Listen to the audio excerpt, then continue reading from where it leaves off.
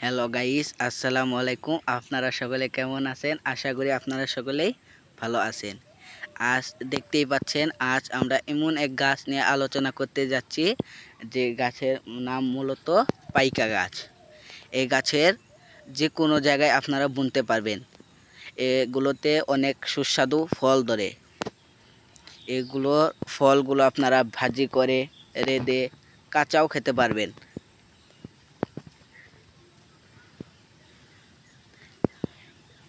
এগুলোর পাতা আপনারা দেখতেই পাচ্ছেন, এই যে গাছ, এই যে পাতা, এগুলোকে আপনারা যদি বুনতে চান কৃষক ভাইদের কাছ থেকে জেনে নেবেন কি বীজ ভালো হবে আর কোন বীজ ভালো হবে না।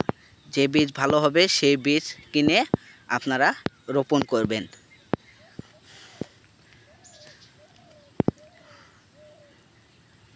আপনাদের এই ভিডিও যদি ভালো লেগে থাকে কমেন্ট করবেন আর অবশ্যই সাবস্ক্রাইব করবে।